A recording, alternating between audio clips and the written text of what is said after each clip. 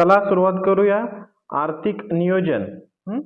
तर आर्थिक नियोजनामध्ये बघा काय आहे, तर देशाच्या ज्या पंचवार्षिक योजना, देशाचा विकास कसा करायचा, तर 5-5 वर्षाचं नियोजन करून त्या नियोजनामध्ये काहीतरी उद्दिष्ट ठरवून जे नियोजन केलंय तेच पंचवार्षिक योजना नावानं आपण बघतोय आणि तेच आर्थिक नियोजन. त्याची सुरुवात कशी झाली आणि काय काय म्हणजे त्याचं यश अपयश काय आहे त्यासंबंधी सगळी माहिती ह्या टॉपिकमध्ये दिलेली आहे. तर सुरुवातीला बघूया पंचवार्षिक योजनेच्या अगोदरचं आणि नंतर 2 नंबरला काय बघायचं, नंतर ज्या 12 पंचवार्षिक योजना आहेत त्या पंचवार्षिक योजना बघूया. तर आर्थिक नियोजन, तर स्वातंत्र्य प्राप्तीनंतर म्हणजे आपला देश स्वतंत्र झाला त्याच्यानंतर 1 एप्रिल 1951 पासून आर्थिक नियोजनाद्वारे आर्थिक विकास सुरुवात केली. पंचवार्षिक योजना तयार करण्यासाठी जे नियोजन मंडळ आहे त्या नियोजन मंडळाची स्थापना कधी आहे बघा, 15 मार्च 1950 ही तारखेसहित पाठ पाहिजे. 15 मार्च 1950 नियोजन मंडळाची स्थापना तारखेसहित पाठ पाहिजे. मात्र हे जे नियोजन मंडळ आहे हे बंद केले.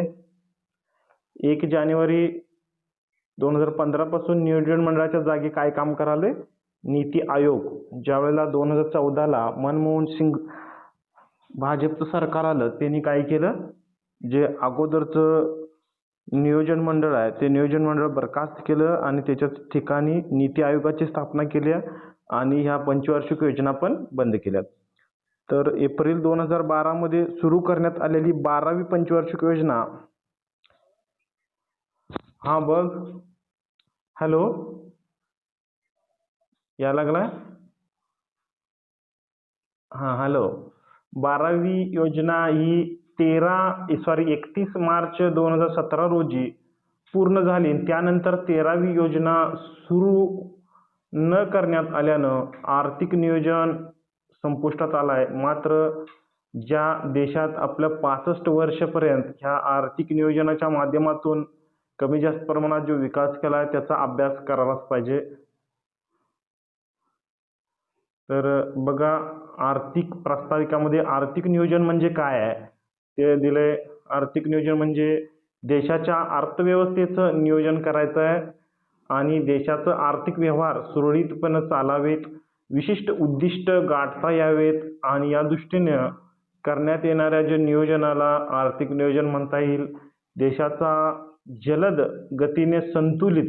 आणि संतुलित रीतीनं आर्थिक विकास घडवून यावा, साधन सामग्रीचा महत्तम उपयोग घडवून यावा, पूर्वनियोजित उद्दिष्टे ठराविक मुदतीत साध्य करता यावेत, ह्याकरता विभिन्न पातळ्यावर करण्यात आलेल्या पद्धतशीर प्रयत्नांना आर्थिक नियोजन म्हणता येईल. आर्थिक नियोजन हे वाक्य महत्वाचं आहे. आर्थिक नियोजन हे साध्य नसून तर काय, आर्थिक नियोजनाच्या माध्यमातून आर्थिक विकास करायचा आहे. नियोजनाच्या माध्यमातून विकास करायचा आहे. तर नियोजन हे साध्य नसून काय तर एक साधन आहे. भारताच्या नियोजन मंडळानं आर्थिक नियोजनाची व्याख्या जी केल्या ती काय बघा, पूर्वनिर्धारित सामाजिक उद्दिष्टांच्या पूर्ततेसाठी देशातील संसाधनांना संघटित करून त्याचा महत्तम लाभकारक उपयोग करण्याच्या दृष्टीने अवलंबण्यात येणारी पद्धती म्हणजे नियोजन होय. काय पाठ नाही केली तरी चालत्या व्याख्या. तर याच्यानंतर काय आलं, आर्थिक नियोजनाची वैशिष्ट्य. आर्थिक नियोजनाचा अर्थ व व्याख्यावरून त्याची काय वैशिष्ट्ये दिल्यात. आर्थिक नियोजनामध्ये काय येते, तर योजना तयार करायची, योजना कार्यान्वित करायची. बघा, योजना बनवायचं, योजना करायचं म्हणजे प्लॅन करायचा आहे, योजना करायचं, कार्यान्वित करायचं, तिचं वेळोवेळी परीक्षण करायचं, व्यवस्थित चालल्या की नाही, तिचं यश काय अपयश कायचं मूल्यमापन करणे, अशा कार्यांचा समावेश होतोय. तर 2 नंबरचं काय, वरील कार्य पूर्ण करण्यासाठी एक स्वतंत्र केंद्रीय प्राधिकरण निर्माण केलं जाते. जसं नियोजन मंडळ स्वतंत्र एक प्राधिकरण निर्माण केलं जातं आणि नियोजनाची एक ठराविक मुदत टाईम असते, त्या टायमामध्ये नियोजन करायला लागतंय. भारतामध्ये हा नियोजन मंडळ जो पंचवार्षिक योजनेचा जो कालावधी आहे ते किती आहे, 5 वर्ष. 5 वर्षाच्या नियोजन करून त्यांनी ते विकास साध्य करायचा प्रयत्न केला. तसंच काय आर्थिक नियोजन म्हणजे निर्धारित उद्दिष्टांच्या पूर्ततेसाठी करण्यात येणारे संघटित सामूहिक प्रयत्न असतात. नियोजनाची उद्दिष्टे काय काय असतात? उद्दिष्टे आर्थिक, सामाजिक, राजकीय स्वरूपाचे असतात. उद्दिष्टाशिवाय आर्थिक नियोजन संभव नाही आहे. काय तर उद्दिष्ट डोळ्यासमोर ठेवूनच काम करायला तर ते काम पूर्ण होणार आहे, नाहीतर ते काम होणार नाही, रेंगाळत पडणार आहे. तसंच देशाच्या आर्थिक विकासाचा वेग वाढवणे हा नियोजनाचा प्रमुख उद्देश असतो. त्यासाठी देशातील काही संपूर्ण उत्पादक साधनांची पुनर्रचना करण्यात येते आणि या साधनांचा महत्तम उपयोग करून घेण्यासाठी प्रयत्न केले जातात. नाही आता जमत नाही आता.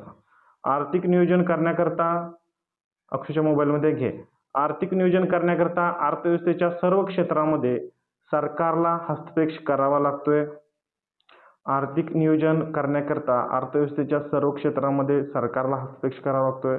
सरकारचा हस्तक्षेप प्रत्यक्ष किंवा अप्रत्यक्ष दोन्ही प्रकारचा असतोय. आर्थिक नियोजन ही निरंतर चालणारी प्रक्रिया, हे वाक्य महत्वाचं आहे. जेवढं आत्ता वाचलं त्यात एक 2-3 वाक्यच महत्वाची आहेत. आर्थिक नियोजन ही निरंतर चालणारी प्रक्रिया आहे.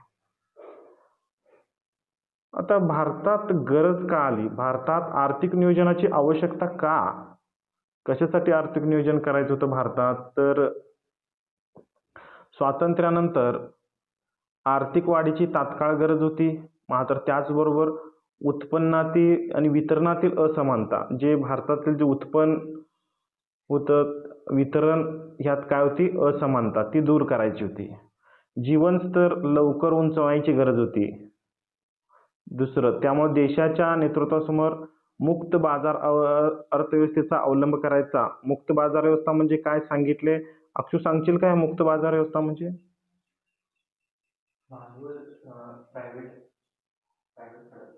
भांडवलशाही अर्थव्यवस्था. मग त्यावेळेला देशासमोर विचार पडला होता, मुक्त अर्थव्यवस्थेचा अवलंब करायचा का आर्थिक नियोजनाचा स्वीकार करायचा? तर यांनी काय केलं, मुक्त बाजार व्यवस्थेमध्ये काय असतं तेच दिले जे अगोदर झाले. म्यूट कर आशिष. मुक्त बाजार अर्थव्यवस्था कशी असते? तर मागणी आणि पुरवठ्याच्या शक्तीच्या मुक्त कार्यामध्ये सरकारी हस्तक्षेप नसतोय. व्यवस्था कशी असते मुक्त बाजार व्यवस्थेची? केवळ नफ्यानं प्रेरित असत्या. अधिक मागणी असलेल्या मुख्य श्रीमंत वर्गांच्या गरजा भागवण्याकरिता चैनीच्या निमचैनीच्या वस्तू सेवांचं उत्पादन करण्यावर भर असते.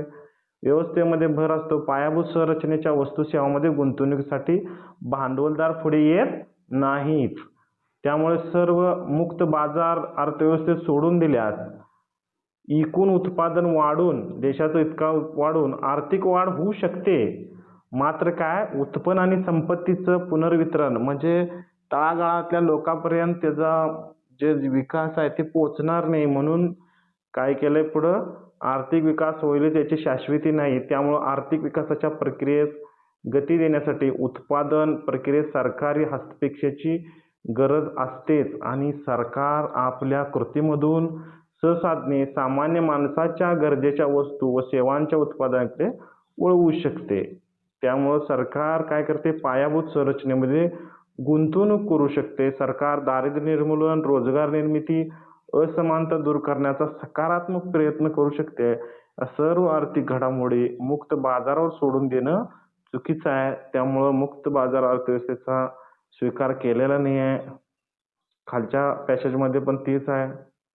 त्यामुळं आर्थिक नियोजनाचा स्वीकार केला. भारतानं काय केलं, आर्थिक नियोजनाचा स्वीकार केला आणि त्याद्वारे आर्थिक वाढीबरोबर लोकांचे जीवनमान कसं सुधारता येईल, गरिबी विषमता कशी दूर होता येईल. आर्थिक नियोजन म्हणजे लोकांच्या फायद्याच्या दृष्टीने उपलब्ध साधन संपत्ती सर्वोत्तम जमवाजमम क्षेत्रीय वितरण व वापर होय. आर्थिक नियोजन की मुक्त अर्थव्यवस्था? मुक्त अर्थव्यवस्थेमध्ये काय, संसाधनाचा खाजगी नफ्यासाठी. हा बोल, आवाज खरखर आला. डबल आलाय? नाही, काही संबंध नाही डबल याचा आवाज. बघ, हॅलो.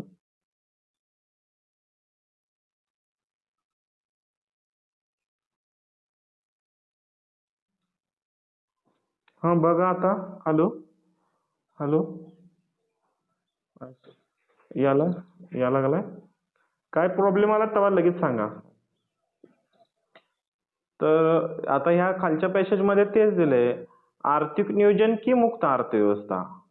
मुक्त बाजार व्यवस्थेमध्ये संसाधनाचा वापर खाजगी नफ्यासाठी वापरतो, सार्वजनिक कल्याणासाठी नाही. जे वर दिलतं तेच मुक्त बाजार व्यवस्थेची वैशिष्ट्ये तेच दिल्यात. ते काय बघायची गरज नाही. तर ते खालच्या बघा, आर्थिक नियोजनाची आवश्यकता पुढील मुद्द्यांच्या साहाय्याने स्पष्ट होईल. आता आर्थिक नियोजनाची आवश्यकता कशासाठी आहे? त्याचे का म्हणजे मुद्दे दिल्यात किंवा त्याचे काय त्याच्यापासून फायदा आहे? आर्थिक नियोजन कशासाठी आपल्या देशात? तर का गरज आहे? तर समाजाची गरज लक्षात घेऊन उत्पादन कार्य करण्यासाठी, साधन सामग्री जी आहे आपल्या देशातली तिचा योग्य उपयोग होण्यासाठी, व्यापार चक्र जे असते व्यापार चक्रावर नियंत्रण, तेजी मंदी असत्या त्याच्यावर नियंत्रण ठेवण्यासाठी, जलद आर्थिक विकास साध्य करण्यासाठी, अजून काय बघा, संतुलित आर्थिक विकासासाठी, मागास प्रदेश मागासवर्गाच्या विकासासाठी, व्यक्तिगत हित आणि सामाजिक हित यामध्ये समन्वय साधण्यासाठी, स्पर्धा गळीकापूस स्पर्धेचं उच्चाटन करण्यासाठी नियोजनाची आवश्यकता आहे. आर्थिक सामाजिक विषमता दूर करण्यासाठी, वर्ग संघर्षास पायबंद घालण्यासाठी, देशातील नैसर्गिक संसाधनाचा अपव्यय थांबवून तिचा चांगला उपयोग करण्यासाठी, लोकांना काम मिळावं, रोजगाराची विपुल संधी निर्माण व्हाव्यात, बेकारीचं निर्मूलन करता यावं यासाठी, वेगानं देशातील उत्पादन क्षमतेची निर्मिती करून भांडवल निर्मितीचा दर वाढवण्यासाठी, अशा रीतीनं सरकारला अर्थव्यवस्थेवर नियंत्रण ठेवून जलद आर्थिक विकासाबरोबरच आर्थिक, सांस्कृतिक, प्रादेशिक विषमता दूर करण्याच्या दृष्टीने अर्थव्यवस्थेस दिशा देता यावी यासाठी भारत सरकारचे आर्थिक नियोजनाच्या प्रक्रियेचा अवलंब केलाय. आता हा बोल.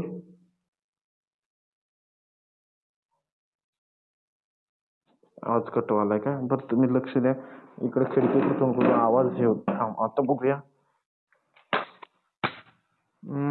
एकच मिनिट.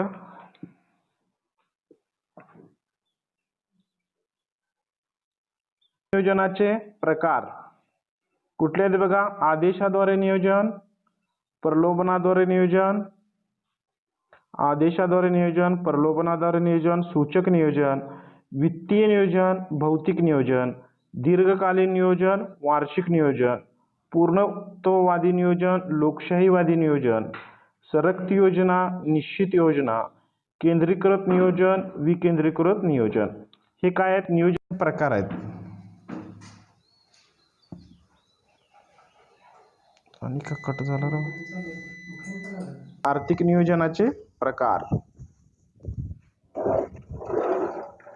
तर आर्थिक नियोजनाचे जे 7-8 प्रकार आहेत ते बघा. आदेशाद्वारे नियोजन, पहिला आहे कुठलं?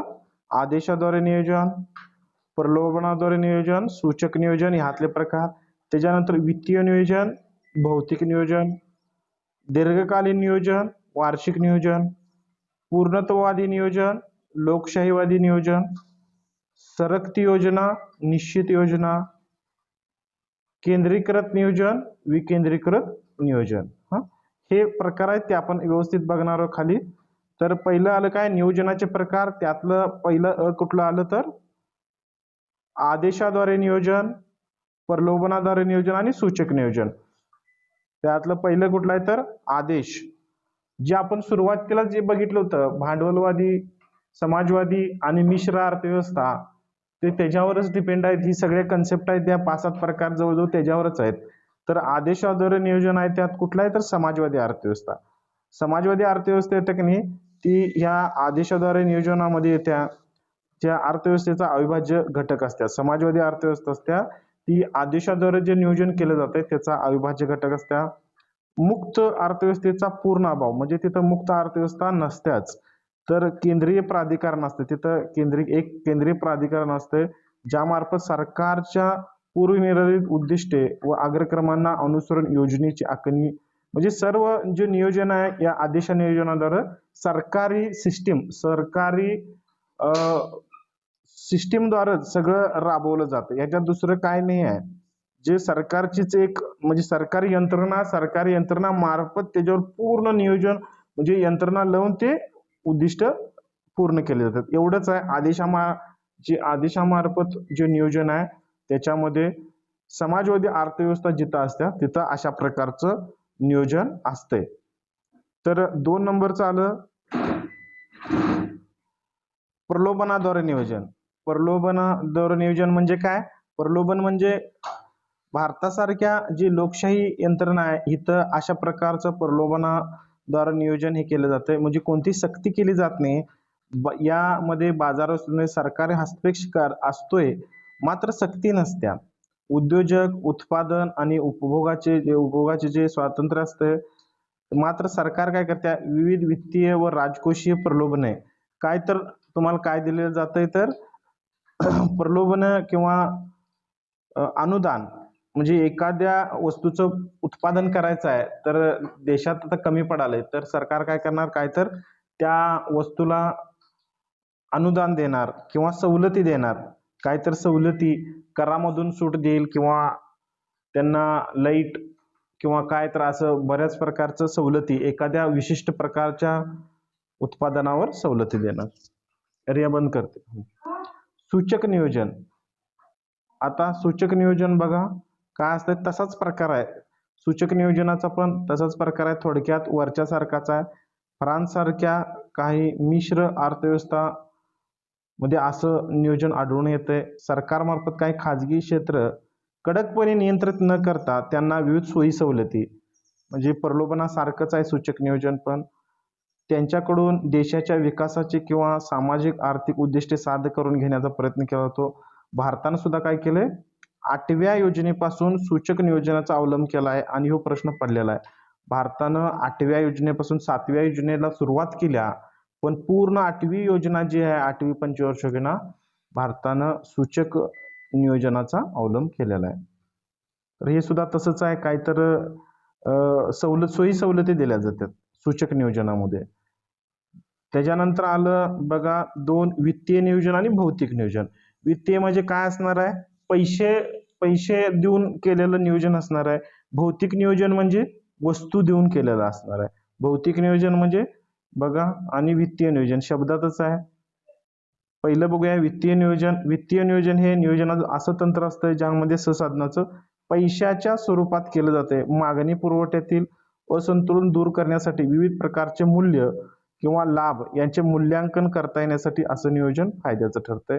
मागणी पुरवठ्यात संतुलन साधणं, चलनवाढ टाळणं, आर्थिक स्थैर्य साध्य करणे यासाठी वित्तीय नियोजन केलं जातंय.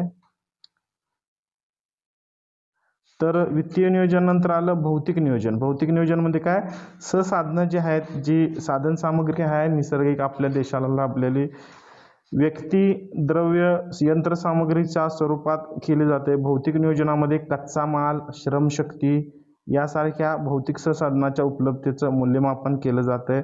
ती कशी मिळवायची याचा अंदाज घेतला जातोय जेणेकरून योजनेच्या अंमलबजावणी दरम्यान येणारे अडथळे टाळता येतील. भौतिक नियोजनात काय काय बाबी येतात बघा. पुढील बाबी संबंधित भौतिक लक्ष्य ठरवले जातात. कृषी, औद्योगिक उत्पादन, वाहतूक, दळणवळण सेवा, सामाजिक सेवा, उपभोगाचा स्तर, अर्थव्यवस्थेतील रोजगार, उत्पन्न आणि गुंतवणुकीचा स्तर. तर भौतिक नियोजनाकडे काय असतंय अल्पकालीन नियोजनाऐवजी जे भौतिक नियोजन आहे अल्पकालीन नियोजनाऐवजी दीर्घकालीन नियोजनाच्या दृष्टिकोनातून बघितलं जाते. आता दीर्घकालीन नियोजन आणि वार्षिक नियोजन. दीर्घकालीन नियोजन आणि ह्याच्यात काय आहे तर दीर्घकालीन म्हणजे 20-25 वर्षासाठी असते ते दीर्घकालीन असते आणि वार्षिक नियोजन म्हणजे एका वर्षासाठी असते ते वार्षिक नियोजन. यात काय वेगळं काय नाही आहे. तर बघा दीर्घकालीन बघूया. दीर्घकालीन नियोजनामध्ये 20 ते 25 वर्षाच्या कालावधीसाठी दीर्घकालीन उद्दिष्ट ठरवले जातात. अर्थात याचा अर्थ असा होत नाही की ते 20 ते 25 त्याचं सुद्धा काय केलं जातंय 15, 20, 25 वर्षाच्या कालावधीत एक योजना तयार केली जाते. आणि खरे तर ही दीर्घकालीन जरी योजना असली तरी ही योजना सुद्धा 5 किंवा 6 वर्षाच्या अल्पकालीन योजनेमध्ये विभाजित केलेल्या असत्या. आणि अल्पावधीत साध्य करता येत नाही अशी उद्दिष्टे, उदाहरणार्थ काय, दारिद्र्य निर्मूलन काय 1 वर्षात, 2 वर्षात, 4 वर्षात होणार नाही आहे. तर दारिद्र्य निर्मूलनासाठी अशी दीर्घकालीन योजना तयार करायला लागते. त्यासाठी असल्या दीर्घकालीन योजनेचे डोळ्यासमोर ठेवून काम केलं जाते. तर एवढंच नव्हे तर पंचवार्षिक योजना सुद्धा, जी 5 पंचवार्षिक योजना म्हणजे 5 वर्षाची, तिचं सुद्धा एक वार्षिक योजनेमध्ये विभाजित केलेला जाते. प्रत्येक वार्षिक योजना पंचवार्षिक योजनेचा व्यापक आराखड्यात व्यवस्थित बसवलेल्या असत्या. अशा 2 प्रकारच्या योजना प्रादेशिक क्षेत्रीय योजनामध्ये विभाजित केलेल्या असतात. तर आता बघा, पूर्णत्ववादी नियोजन, लोकशाहीवादी नियोजन आणि पूर्णत्ववादी नियोजन. काय चुकलं इथं? पूर्णत्ववादी नियोजन, लोकशाही नियोजन आणि चला पहिलं बघूया. तर पूर्णत्ववादी नियोजन, लोकशाहीवादी नियोजन. त्यातलं पहिलं आहे पूर्णत्ववादी नियोजन.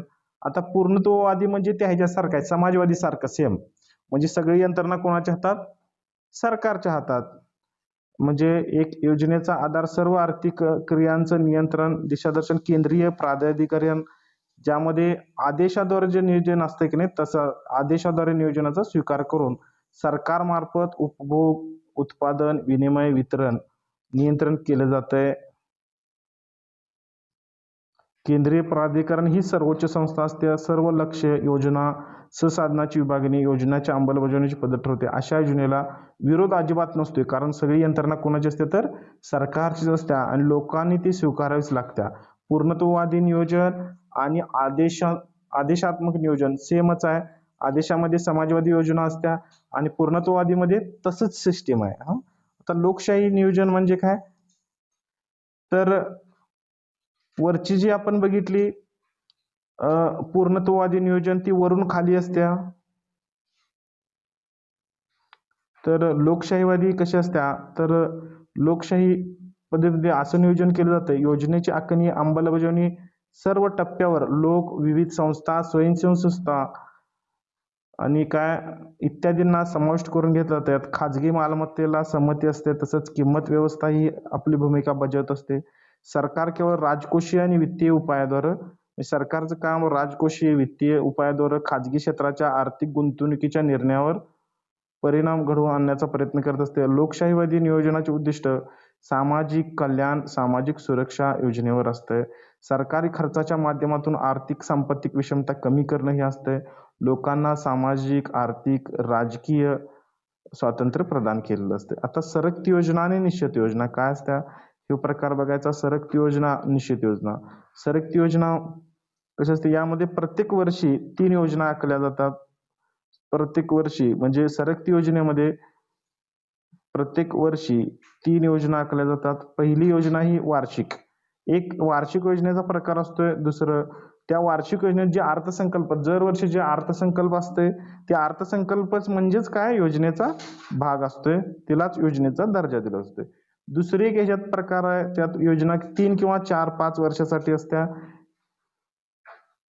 दुसरी योजना 3, 4 किंवा 5 वर्षाच्या मध्यमकालीन योजनेसाठी असते आणि तिसरी योजना असते ह्याच्यात 10, 15, 20 दीर्घकालीन योजना असत्या. आणि वार्षिक योजना याच वर्षाच्या म्हणजे मध्यमकालीन योजना. तर मध्यमकालीन योजना दीर्घकालीन योजनेचाच भाग असतात.